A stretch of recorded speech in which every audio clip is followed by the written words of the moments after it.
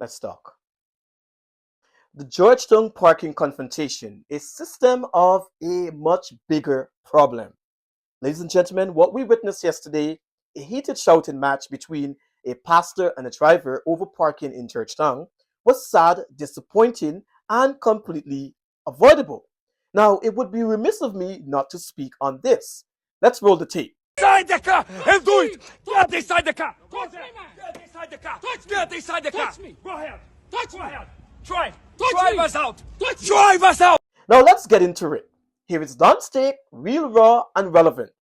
This incident is more than just a parking dispute. It exposes a much deeper issue in Guyana, a country that is modernizing rapidly but still operating with outdated rules, unclear systems, and inconsistent enforcement. Now, for months, I've been saying this. A modern Guyana needs modern laws. You cannot expect a smart growing oil driven nation to function with half century old regulations. Come on now. And when the rules are unclear, inconsistent, or ignored, what happens? Confrontations, chaos, and conflict, just like yesterday. Let's be honest. Parking in Georgetown has no real structure, total chaos. So, who's to blame? The city council, the central government, the citizens, or the foreigners? Some of you keep telling disrespectfully to go back to your country. Now, ladies and gentlemen, let me address that last part clearly. That phrase is insulting, backward, and does not reflect who we should be as Guyanese. Now, you don't have to agree with me, okay? Many of you probably get residency or citizenship in the US, Canada, the UK, and become part of the same melting pot, pepper pot, or cocoa rice, okay? We all eat it. But the moment something goes wrong here, you tell others, new residents and naturalized citizens, that they don't belong. That's not cool. Now, that's the same toxic rhetoric we see now in the United States, where people are being wrongfully detained by Trump's team as illegal immigrants. It's shameful and dangerous to see that kind of thinking creeping into Guyana. We don't like it. Now, let's come back home.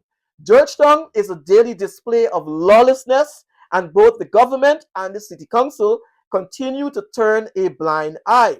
Dogs roaming freely, illegal structures everywhere, inconsistent enforcement, and on top of all that, outdated bylaws that say almost nothing meaningful about modern parking needs. So, what do we expect? Chaos? Exactly what happened yesterday. Now, about the pastor, he should issue a public apology, not just because of the shouting, but because as a religious leader, he carries a responsibility to lead by example. And I'm being honest about that. Some may say we've seen far worse behavior from people hiding under the umbrella of bishop or prophet in this country.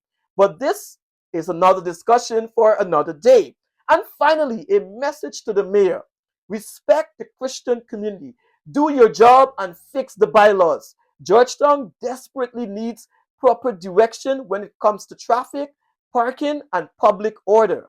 Right now, every day, downtown feels like Mashimani, chaotic, loud, and uncontrolled, even when there's no celebration. So, how do we fix this?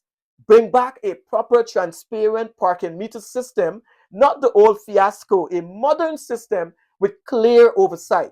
Provide visible, standardized parking signage. No more guessing, no more homemade, no parking signs. Train and deploy parking enforcement officers. It works.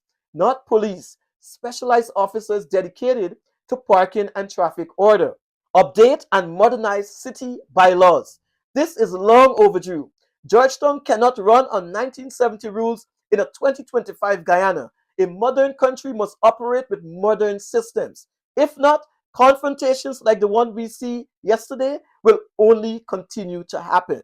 All right, that's Don's take. Real, raw, and relevant. This is Dunstan Wilson, as always, and this is Don's take, episode 1.